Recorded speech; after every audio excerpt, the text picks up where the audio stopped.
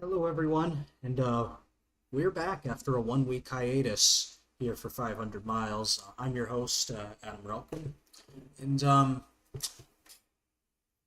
there was an unfortunate circumstance that came up. A friend of mine unfortunately passed away the day that I was supposed to do that show, and I originally was going to postpone, but I was just not even in this close to being in a state of mind to do this. But in a better state today.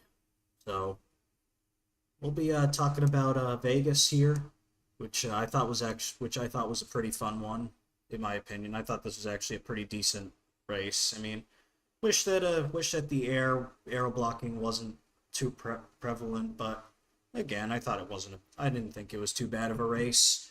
But we'll get into some of the biggest storylines, of course, such as the fact that Denny Hamlin took home the victory, his 60th win of his career. I think this is his fifth on the year. I want to say. I want to say this is fifth. I want to say that this is his fifth win on the year. I could be wrong, but might be sixth. Yeah, this is actually his sixth win on the year, and it was a very emotional win for Denny, especially considering that he's mentioned that his father has not been doing that well health-wise. So I'm just really happy for Denny that he was able to get this win, and he was charging at the end to steal the win from both Chase Briscoe and Kyle Larson. Like, he was coming in really hot on that last restart, and it just was really a really impressive job for Denny, considering that he's at the age of 44 and he's still driving incredible for his age. So I'm just really happy with what Denny's still been able to do, and for the first time since 2021, he's also made it past the round of 8, and he is on to Phoenix for the first time since 2021. So again, I mean, I'm really happy for him. I mean, he really came in swinging, and he might be the championship favorite at this point. Like, at this point, he might genuinely be a title favorite. So we'll go through the results. As we mentioned, Kyle Larson, he finished second. Christopher Bell ended up actually getting third. Briscoe started falling at the end. I mean, you got to remember, like, a lot of these guys were on 2 tires, so some of these guys like Briscoe were on 2 tires, so I didn't think it was going to hold on for that long, in my opinion. But yeah, I mean, Chase Briscoe ended up falling down to fourth. Tyler Reddick ended up coming up to finish fifth. Joey Logano sixth. Good result for him, considering he's well below the cut line right now. And then you had Kyle Busch, who finished in eighth. So I guess you get free nachos and is it guacamole or cheese? I think it's free nachos and cheese that you can get at Cheddar's. Sadly, there's no Cheddar's near me. Sadly, there's no Cheddar's near here. The closest Cheddar's to here, where I'm recording from, is in Delaware. But yeah, and then Ryan Preece and a double top 10 for RFK Racing. Ryan Preece, Brad Kozlowski, 9th and 10th. Chris Buescher was 12th. But yeah, then you go through some of the other finishers here, like Noah Gragson. He ended up having a decent finish in 13th. And then, like, Ricky Stenhouse, I believe he was in the Real American Beer Car again. He finished in 14th. Eric Jones was 15th. Michael McDowell was 16th. Riley Herbst was 17th. This is like his fifth, I want to say, 17th place finish. So that's kind of funny. Yeah, that was kind of funny. And then you had other guys like who may not have had the best of days, but in terms of the stage points, we'll get to it in a bit. But yeah, I mean, William Byron won the first stage. Kyle Larson won the second stage. But yeah, you go through some more of these results, like AJ Allmendinger, who finished 19th. Daniel Suarez, 20th. Bubba Wallace didn't really have the best day, 22nd. Ross Chastain was 23rd. Like, you go through more of these results. John Hunter Nemechek was in 22nd. JJ Yaley and Catherine Legg, they both were able to finish the race. Yaley 4 laps down, and Catherine Legge 6 laps down. So I know they were both off the pace, but I'm glad that they both were able to finish, which is really great for both of those teams, the 44 and the 78. And then again, we go through some more results, and unfortunately, we had some incidents late in the going that took some guys out, and one that actually happened really early on in the going with Ryan Blaney, who cut a tire down. And thinking about it, like, there is a legitimate possibility that we may not even have a single Penske car in the Final Four. There is a possibility now, because I remember everyone was getting worried that Joey Logano was going to win Vegas and go to Phoenix and win there, considering that he's done that in 2022 and 2024, both, where he's won at Las Vegas both those years and ended up going on to fight for a championship. So, it's interesting because that didn't end up happening. It came kind of close to happening, but in all honesty, I did not think that the tires were gonna hold up for Logano, and it was clear that Chase Briscoe had the better car because he was restarting on the top, and Logano was just not going to be able to challenge him on the bottom because that top line at Las Vegas is usually much stronger with how the track is banked and all. But yeah, Ryan Blaney though, he's gonna have to win Talladega or Martinsville, which he's done before. He's very strong at both of these racetracks, Talladega and Martinsville. So I think there is a possibility that he could easily come in swinging at both of these tracks, considering that Penske is really strong at the super speedways and Ryan Blaney is very good at Talladega, and Joey Logano is as well at Talladega. So either one of them could still lock into the Final Four winning Talladega. But at the same time, we also have to remember Martinsville, and Joey Logano is not good at Martinsville in the next gen. So I don't really feel too confident in Logano at Martinsville because I think he had a really bad run. I think Logano had a really bad run in the spring at Martinsville. So I don't know if I'm really going to be very confident in Logano's results there. But it's either Talladega or elimination for Logano, in my opinion. Blaney, for him, he can win either. He knows, and we know he can do that. So I'm not really going to be that worried about him. But yeah, still something to kind of think about. Going through the playoffs as well, like in the grid, we look at Hamlin, who's locked into Phoenix. Kyle Larson is 35 to the good. Christopher Bell is 20 to the good. Chase Briscoe is 15 to the good. There's a chance we may have all the Gibbs cars that made the playoffs make the Final Four, which would not be a good look for Ty Gibbs. But the only teams left in the playoffs are Joe Gibbs Racing, Hendrick Motorsports, and Team Penske. William Byron is 15 below, Chase Elliott 23 below, Joey Logano 24 below, and Ryan Blaney 31 below. Blaney at this point I think is probably going to be a must-win situation. But again, with how wild Talladega can get, he's got a shot. And then Logano, I feel that Chase Elliott, Logano, and Blaney are going to need to win. I don't know how I feel about. Although Chase Elliott can be good at Martinsville, I just don't know I just don't know if I really feel too confident in Chase Elliott here. William Byron, though, he could potentially get himself back in. Maybe he's 15 below. He might be able to. It also depends on who avoids the big one, if it happens, of course, at Dega, because we had no big one this spring. But yeah, we'll get into that in a little bit. But yeah, just something to kind of keep your eyes on. And then also looking at the results. There were some other incidents that happened, such as Shane Van Gisbergen, Carson Hocevar, Ty Gibbs, and Cody Ware all getting in a big wreck, which that was a mess. I will admit that was a bit of a mess of a wreck, which probably should not have happened on that restart. But the biggest wreck to talk about is easily the William Byron Ty Dillon incident, which buckle up for that one, because I don't know what was going on. Like, did Ty Dillon, have his hand out or something?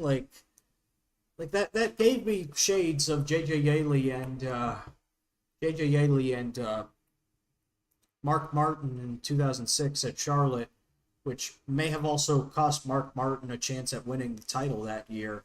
Because Yaley, he's like slow on the track, trying to get to pit road, and then he comes down on Mark Martin and wrecks him. That felt similar here. That like felt similar because Ty Dillon was coming to pit road slow. It's just, and then Byron, didn't have enough time to swerve, and yikes, that was a bad wreck.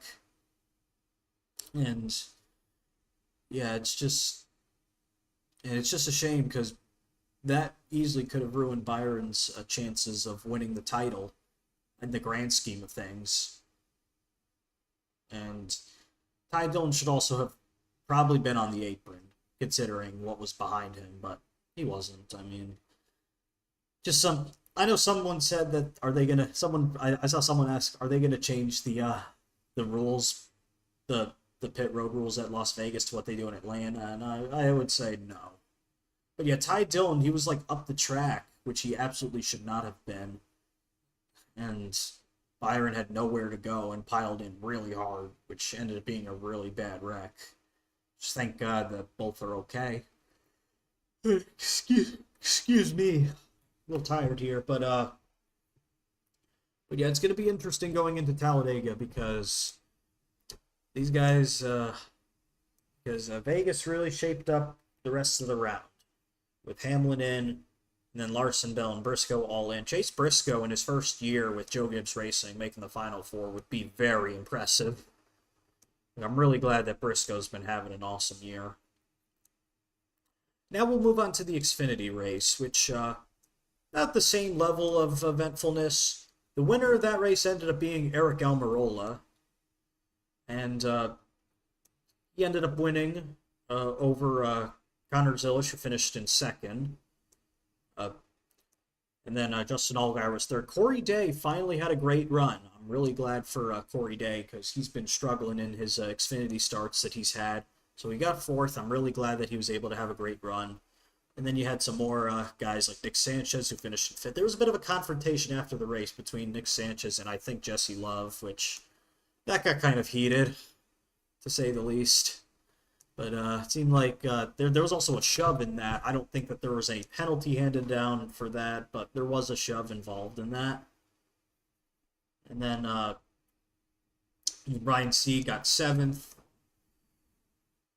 Sam Mayer ninth. It was interesting seeing the Fords all honoring, well, not the Fords, the Haas Factory cars all honoring the Ford, but I found it strange that they didn't honor in their final race together, which is Phoenix. I'm not sure why they did the honors 4 or 3 races early.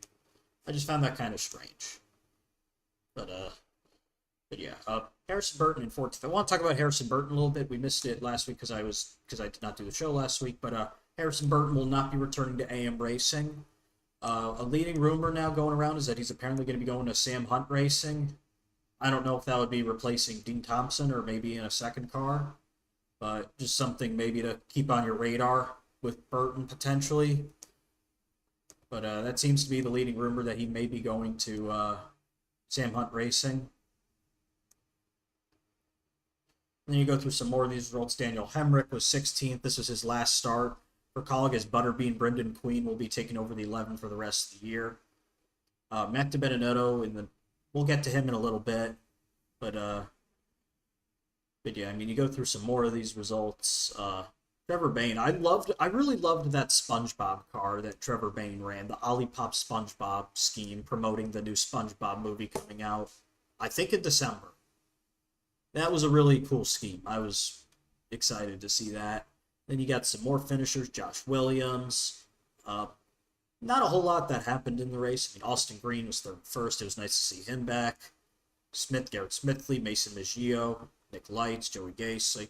Unfortunately, there were some guys that fell out, like Jeremy Clements, Mason Massey, and Thomas and Nunziata, who all unfortunately fell out of the race. But it was a nice battle, though, at the end between Almirola, Zilisch, and Allgaier. So I was really glad that we still got to see that unfold, even though a lot of people wished Zilisch won. But, you know, Almirola is now going to be running the last 3 races of the year to try to give the 19 the owner's title, which is the big money involved there, because the 19 is going to go for that owner's title at Phoenix and try to seal that up. Because the 19, while Almirola is not going for the Xfinity playoffs, he can get the 19 the owner's title, and the 19 is locked into the Final Four for the owner's title, though, still. So, yeah, it's going to be interesting. I mean, we got Talladega this week, so we'll see what comes out of that as well there. Bless you. But, yeah, another race we also had this week was the ARCA West. The ARCA West guys were at the Las Vegas Bull Ring as well. They were there. Yeah, the ARCA West guys were at the Las Vegas Bull Ring, which is basically the short track at Las Vegas. That's just outside. That's just within the parking lot. It's a nice track. I'd love to see them bring the Truck Series to the Bull Ring in the future. Like, I think it would be really nice if they were able to bring the Truck Series to the Bull Ring there, because the Truck Series routes go back to the short tracks. So, you know what? I think it would be really cool if such happened in the future. But the Bull Ring's nice. It was a nice race for the ARCA West guys. Trevor Huddleston ended up taking home the victory again, which at this point he's pretty much sealed up the ARCA West title at this point, because Kyle Keller, who's second in points, didn't really have the best race. But we go through some results here. Connor Hall finished in second. That was an interesting entrant to see Connor Hall running in ARCA West. He's going to be running again at Phoenix for the ARCA West finale, but it seems like he might be in. You might see him more in the main series potentially. But then we go through some more results here, like Thomas Annunziata in fourth. This was the final race for Venerini Motorsports. Again, Bill Venerini and Bill and Kathy, really appreciate what you've done within ARCA for the last over 40 years, like over 43 years. It's been absolutely a massive honor to have the two of you running this Venerini Motorsports team for such a long time, and it's going to be really hard to, when you think of ARCA, Venerini is easily one of the first teams you think of, so it's going to be pretty hard to think of Venerini elsewhere, because, like, I know Nitro's taken over. It's going to be almost the same team, but it's going to feel very different without Venerini. So Bill and Kathy, Billy, like the whole family, like, thank you all for being such an important part of the ARCA family this whole time. But yeah, we'll go through some more results. Robbie Keneally was third. Andrew Chapman, sixth. Gavin Ray, seventh. This was his first race since the season opener at Kern County in January. Taylor Reimer finished in ninth. Monty Tipton was in 11th. Jade Evidisian, 12th. 12 cars finished on the lead lap out of the 21 that competed. Shane Backus finished 6 laps down in 14th. Spencer Gallagher, he was 11 laps down. I think he had some sort of mechanical issue. I want to send some prayers out to Nick Jonades, because he broke his leg in a wreck he had during the race, where I believe a tire went down in turns 3 and 4, I want to say. So Nick, I'm sending you some prayers, because that was a really hard hit, and just hope and wish for a speedy recovery for you, man.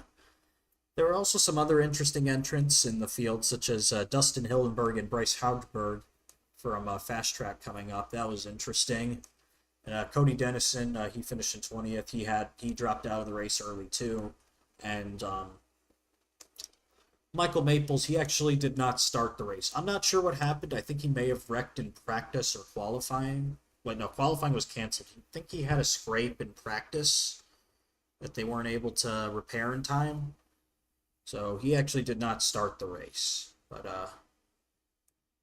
yeah, it was definitely very interesting to see Michael Maples coming out for ARCA West, because he's always been running in the main side of things. But yeah, just kind of something a little interesting to point out. So again, you know, it was interesting to see the ARCA West guys there.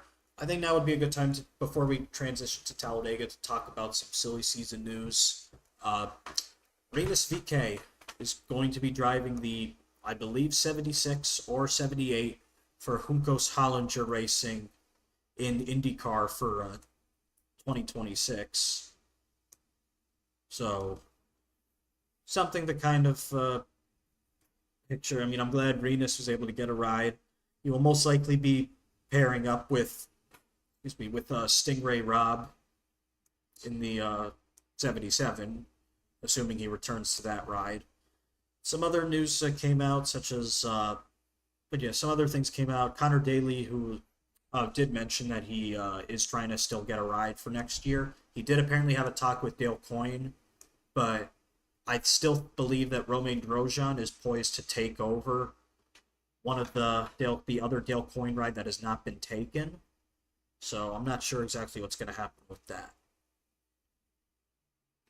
Mick Schumacher also had a test in IndyCar, so I am also curious to see what's going to happen with that. Does he perhaps maybe replace Devlin DeFrancesco? If he stays, like maybe Mick Schumacher takes over the 30, or maybe Mick runs like in the Indy 500 or something. I'm curious what's going to happen with that, because I'm kind of intrigued as well. I still don't know if Prema Racing's going to be returning. There's been talks that they might be selling the team, but we'll see what happens with that. But yeah, IndyCar silly season's getting interesting. Still not exactly sure what's going to happen with the second AJ Foyt ride. I mean, some people think it may go to Jacob Abel. Some think it may go to Devlin DeFrancesco if he leaves Rahal. I mean, could go to someone else. I mean, there's been talk that Cal Collet, I believe that's how you say his name, may get it. So you'd have another rookie alongside Dennis Hauger. But yeah, it's going to be interesting. It's going to be interesting to see what happens with the IndyCar side of things in silly season. And then the biggest silly season news that dropped today, though, in the NASCAR world is that Justin Haley has parted ways with Spire Motorsports after the end of the year, and the 7 ride is now open for next year, which a lot of people believe, and it is still believed that the leading contender, for the 7 car is Daniel Suarez. He will probably bring over some of his sponsorship, maybe from Freeway Insurance, maybe some others that he's got under his belt, like Telcel or such. So I'm curious what's going to happen there. But it does still seem like that Daniel Suarez is most likely in line to take over the 7 ride, which makes me curious where Justin Haley could go. Maybe he goes to Colleague Xfinity. Like, I feel like he could go I feel like Justin Haley could easily land a ride in Xfinity, or maybe even trucks. But this was announced earlier this afternoon, that he will not be racing there. But yeah, I know this is going to probably turn out to be a shorter episode, but just that these are just some things coming up. Like, I could see. And then there was also some other news that also came out, such as the fact that the All-Star race at Dover next year, now there's actually seemingly a good reason to go. It might end up being a run what you bring deal that they were going to try doing this year, but it seems like because they're trying to get it done more in advance, it seems like it is going to happen, which, yay. I really want the Dover All-Star race to have something good that stands out about it, because I mean, the run what you bring deal will easily make people hyped up for it, and that's what Dover needs if it's just going to only have an all-star race. So yeah, some other silly season, just some other kind of things going around. Like, it seems like there's still some more talk about what next year might come about. Like, there still seems to be a chance we get a full season format. There's also some talk that it might be 32 races and then 4 playoff races. Like, I've seen something about that, but I don't really know how I feel about that. I mean, it's going to be interesting. I do think that they are going to try to figure something out sooner rather than later, but there still definitely seems to be a chance for a full season format. I mean, heck, NASCAR's director of race communications, Mike Ford, even said that he wants a full season format, or seemed to imply he wants it. So, this could easily be good. Like, we may actually get a full season format after all that people want. But yeah, some interesting news out of there. But yeah, Haley being out, and I think in NASCAR 25, I've seen that it's been very good as a game. So I'm glad that people are enjoying it. It's off to quick sales. It is the game that people have wanted out of a NASCAR video game for quite a while. So I am really happy that people got that. But yeah, I think now would be a good time to move on to the. I think now would be a good time to move on to the entry lists for Talladega. So we're gonna go from trucks up to Cup. So we're gonna start with the truck entry list. So there are 36 trucks entered. We have the one of Brett Holmes, who I am really glad to see Brett Holmes back. That is awesome. I think this was supposed to be a race for Lawless Allen, but it seems like that he is parted ways with Tricon Garage. But I am really glad to see Brett Holmes back in that one truck. Nathan Bird, he also returns to the 02 truck. Josh Rayoma's in his own 2 truck. Norm Benning in the 6. JJ Yaley in the 7 truck. I am so glad he's getting this opportunity in such great equipment. Chris Wright in the 16 truck, the 5th McAnally truck. Jason White returns in the 22, the Canadian. Greg Van Alst in his own 35 truck. Frankie Muniz is also back after recovering from a wrist injury. He's in the 33 truck. Luke Fenhouse in the return of the 66 truck. Nice to see him back again. Tyler Tomasi in the 69 truck for Carl Long. That is the Ellie Productions sponsored truck. That's a really fun paint scheme there that they got. Caleb Costner in the 74 from Mike Harmon Racing. Parker Kligerman in the 75 again. Nice to see him back. But yeah, a little disappointing that we don't have any DNQs, just because this is a race that usually gets a big entry list. Like, I know a few guys pulled out. The 28 truck, they pulled out. I was a little surprised that the 95 from Greenfield didn't enter. Kind of surprised about a few others that didn't enter. Like, who else didn't enter? Like, I was thinking maybe there would have been a second Young's truck, but there isn't. A little surprised to not see Timmy. Like, I'm quite surprised. I'm quite surprised that Timmy Hill is not entered with his 56 truck. And then the 90 of Justin Carroll also still missing, as well as like some other guys that I know usually enter the plate races. But yeah, I was thinking maybe Nice would run a 4th truck, but that is not entered either. So, a little disappointing, but still full field at least. We'll move on to the Xfinity entry list now. There are 38 cars entered for 38 spots. We'll go through entry by entry here.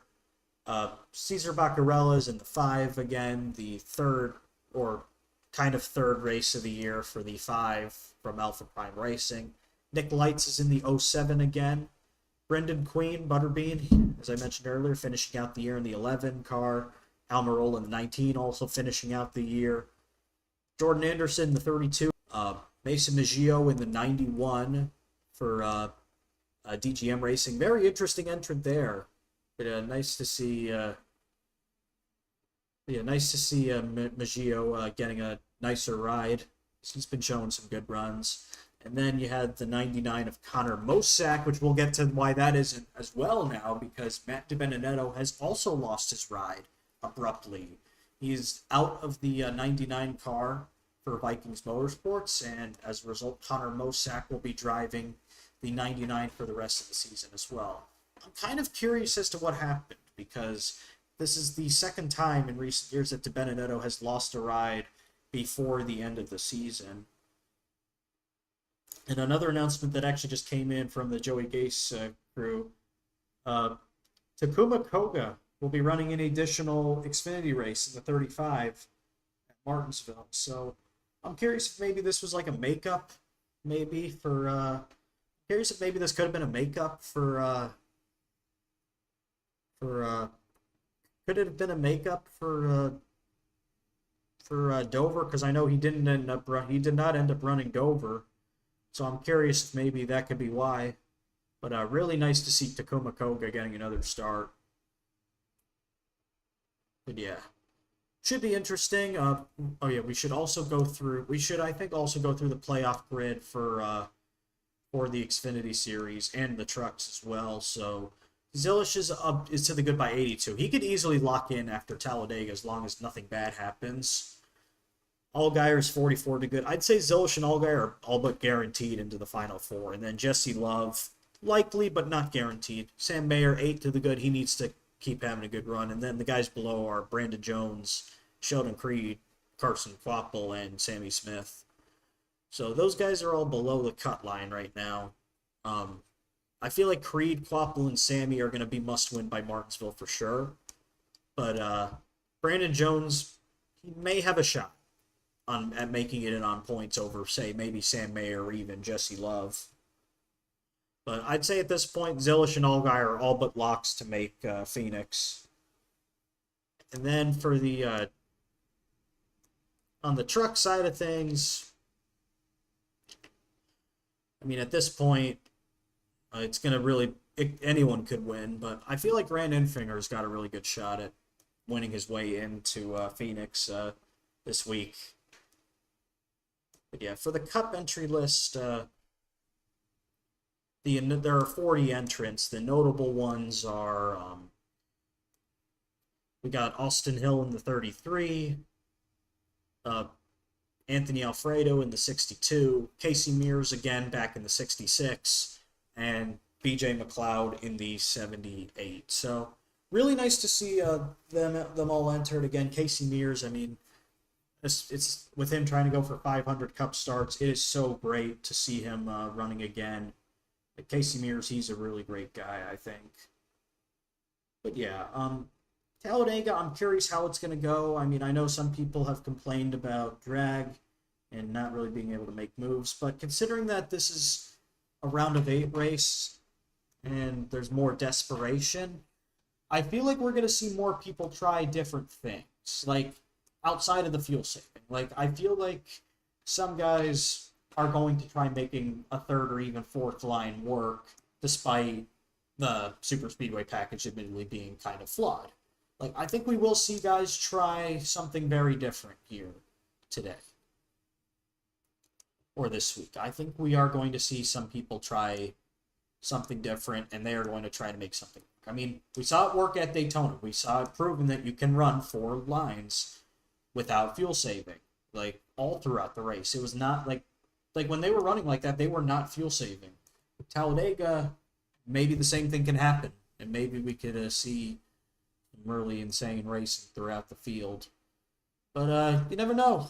Well, you never know what'll happen. It's Talladega. Anything can happen at Talladega. So we'll see what happens. But yeah, I mean, there's a lot more going on in the NASCAR world. But yeah, I still believe that Haley is still... I still believe that Suarez is the leading contender to take over for Haley. I know this ended up being kind of a short episode, but next week after Dega, maybe we will try to have another guest on. And also, all 3 races this week are going to be on network television.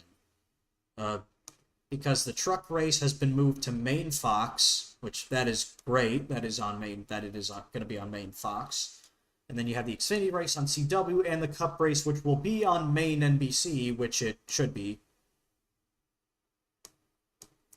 But yeah, going to be an interesting weekend, and it's Talladega. I mean, who doesn't love Talladega? So that's going to be it for today. I know this was a kind of a short episode, but yeah, I will see you guys all next week, hopefully after Talladega. I will try to have another guest on. We'll see who maybe we can get on. But I'm going to sign out for today. So we'll see you guys for next week's episode, hopefully. And I hope you guys all have a good night.